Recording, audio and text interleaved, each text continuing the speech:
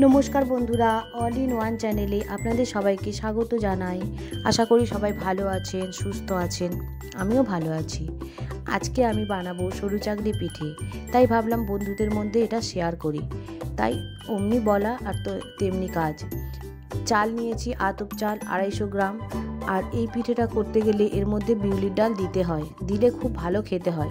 बिउलिर डाल खूब सामान्य परिमाण दीते हबे, आमी 50 ग्रामेर मतो दिएछि, आपनारा चाइले एर थेके कम परिमाणও दिते पारेन। बिउलिर डाल और आतप चाल एकसंगेई आमी मिशिए नेब, निये एटाके भालो करे जल दिए धुए नेब। देखुन चाल और डालटा आमी दिए दिएछि, एटाके खूब भालो करे प्रथमे मिशिए निते हबे, तारपरे जल दिए भालो करे धुते हबे। देखुन आमी जल दिए दिচ্ছি, जल दिए भालो करे धुए निते हबे। आमी एखाने एकबार देখিয়েছি, तबे एकबार नय 2 থেকে 3 বার চালটাকে ভালো করে ধোবেন। ভালো করে ধুয়ে নিয়ে পরিষ্কার জল দিয়ে এটাকে ভিজিয়ে রাখতে হবে। দেখুন খুব ভালো করে ধোয়া হয়ে গেছে। ধোয়ার পর আমি এটা 6 থেকে 7 ঘন্টা মতো ভিজিয়ে রাখবো। 6 থেকে 7 ঘন্টা ভেজালে তাহলে বাটার সময় সুবিধা হবে, অসুবিধা হবে না। দেখুন আমি মিক্সার গ্রাইন্ডারে দিয়ে দিয়েছিলাম, এই কন্টেনারের মধ্যে দিয়ে আমি বেটে নিয়েছি। এবার একটা বোলের মধ্যে বেটে নেওয়া চাল ও ডালটা আমি ঢেলে নিচ্ছি। এই বেটে নেওয়া চালের মধ্যে পরিমাণ অনুযায়ী লবণ, যে যতটা লবণ আপনারা খান সেই অনুযায়ী লবণ দিয়ে দেবেন ও তাতে জল মেশাতে হবে। আমি মেজারমেন্ট কাপের 1 কাপ জল এর মধ্যে মিশিয়েছি। মেশাতে দেখুন মেশানো ব্যাটারটা দেখুন একদম পাতলা হয়ে গেছে। আমি চামচে তুলে দেখাচ্ছি, দেখুন একদম দুধ যতটা পাতলা তার থেকে কিছুটা গাঢ় হয়েছে, খুব বেশি গাঢ় আমি করব না। একদম পাতলা কাগজের মতো সরু চাকলি যদি করতে চান তাহলে ব্যাটারটা ঠিক এই রকমই পাতলা করতে হবে।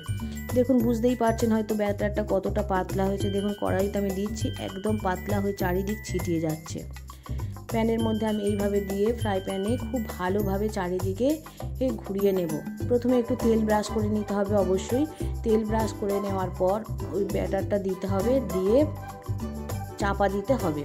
চাপা দিয়ে কিছুক্ষণ অপেক্ষা করতে হবে। দেখবেন এটা ধার থেকে আপনা আপনি উঠে আসবে। যখন ধার থেকে আপনা আপনি উঠে আসবে তখন আপনি একটা স্প্যাচুলার সাহায্যে আস্তে আস্তে এটাকে তুলে নিতে পারবেন। দেখুন আমি এটা তুলছি, আর কতটা পাতলা হয়েছে আপনারা নিশ্চয়ই বুঝতেই পারছেন। তলার দিকে স্প্যাচুলাটাও দেখা যাচ্ছে। দেখুন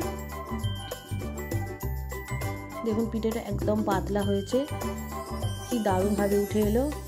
এইভাবে আর একটাও আমি করব। প্রথমে তেল ব্রাশ করে দেব, তারপরে একটু হাফ কাপের যে মেজারমেন্ট কাপ আছে ওতে করে নিয়েছি, পুরোপুরি নিইনি, অল্পটা হাফেরও কম নিয়ে আমি দিয়েছি। আপনারা আপনাদের প্রয়োজন মতো নেবেন, নিয়ে ফ্রাই প্যানে দিয়ে দেবেন, দিয়ে একটু ঘুরিয়ে নিয়ে চাপা দিয়ে দেবেন। কিছুক্ষণ পরে যখন ধারে উঠে আসবে তখন আপনারা একটা স্প্যাচুলার সাহায্যে আস্তে আস্তে এইভাবে করবেন। এইভাবে করলে দেখুন পিঠেটা আস্তে আস্তে উঠে আসবে। লো টু মিডিয়াম ফ্লেমে দিতে হবে, খুব বেশি জোর দিলে হবে না, তাহলে পিঠেগুলো পুড়ে যাবে। আর একদম জোর কম দিলেও হবে না, দিয়ে আস্তে আস্তে ওয়েট করতে হবে। করলে পিঠেগুলো খুব সুন্দরভাবে হয়ে যাবে।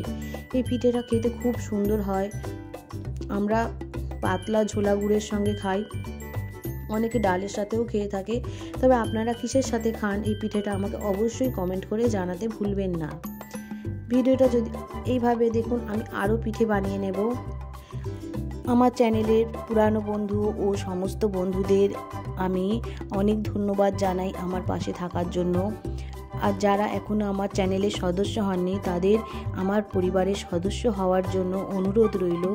ভিডিওটা যদি ভালো লেগে থাকে তাহলে অবশ্যই একটা লাইক করে দেবেন। চ্যানেলটা এখনও সাবস্ক্রাইব করে না থাকলে অবশ্যই সাবস্ক্রাইব করে আমার পরিবারের সদস্য হবেন। দেখা হবে পরের আর একটা ভিডিওতে। সবাই ভালো থাকবেন, সুস্থ থাকবেন। দেখুন পিঠেগুলো আমি সবগুলো এইভাবেই করে নিলাম। দেখুন এই পিঠেগুলো দেখুন কি ভালোভাবে উঠছে। এইভাবেই আপনারাও চাইলে এইভাবে বাড়িতে করে নিতে পারেন। এটা খেতে খুবই ভালো লাগে, তবে আমার মনে হয় খেজুরের গুড়ের সঙ্গে খেতে বেশি ভালো লাগে।